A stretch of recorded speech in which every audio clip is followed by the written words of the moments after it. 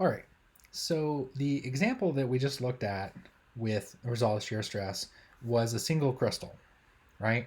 And so within a single crystal, we know the relationship between crystallographic planes and directions, and it's one sort of perfect single crystal. Now what I want to do is look at deformation in polycrystalline materials because we know that those are actually the most predominant materials out there. So in polycrystalline materials, the end result, the conclusion that we're going to reach is that polycrystalline materials are actually stronger due to the boundaries between crystals or those grain boundaries.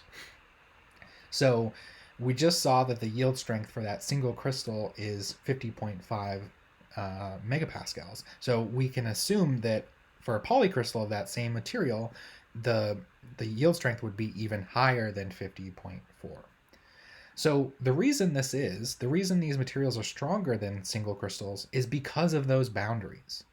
And so if we think about a polycrystalline material, and I have one here with some different grains in it, so you can see the grains the grain boundaries between crystals. And let's say we apply a tensile stress to this material. So we're pulling it from this direction and this direction, right?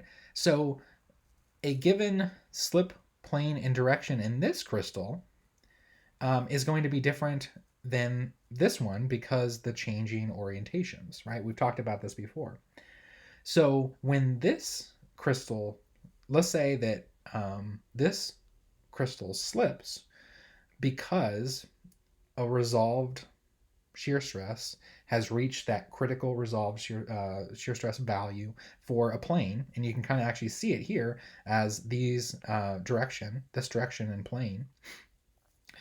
However, in another crystal, that direction, that slip direction and plane are at a different orientation. And so that causes barriers to these dislocations moving from one crystal to the next because they, in effect, have to change orientation. So that contributes to a strengthening. So we can think of very loosely of these grain boundaries as barriers to dislocations moving from one crystal to the next. So therefore, the resolved shear stress that occurs from one grain to the next will be different. And so what happens is the grain with the largest resolved shear stress will yield first, and then others will do so later. And so they provide some strengthening to this material. So we can also think about some different things that can happen. So let's say we have this kind of grain structure here. So the grains here, they're not perfect spheres by any means, but for the most part, they're uniform in direction, right? There's no preferential direction. The shape is kind of random and what we call equiaxed, so the same in all directions. So there's no preferential directions, say this direction or this direction. So they're what we call equiaxed. And because of this, this is an isotropic material because we would expect the properties, for example, mechanical properties like yield strength, to be the same this direction and this direction and this direction and so forth. So it's isotropic, the same in all directions. So, again, we mentioned this point before when we talked about polycrystals, is that they tend to be isotropic because they don't change depending on direction like a single crystal does. However, let's say that we roll it. So when we roll it, these grains actually become elongated along what we call the rolling direction. And so in this case, there is a preferential direction. They are no longer equiaxed because they're longer in this direction and shorter in this direction. And so this is known as an anisotropic material because we could expect that the properties in this direction versus perpendicular to it are different. And so rolling affects the orientation of the grains, the shape, and therefore the properties. And so, and again, to deform this by rolling, we would have to plastically deform it. So let's look at an example of this anisotropic behavior. Let's say that I have a rolled plate of material, tantalonium, not a very common material, but let's say I have that. And let's say that I make a cylinder from this plate. So I cut a cylinder out of this material, and it's parallel to the rolling direction. So let's say that I then fire that cylinder as a projectile at some target.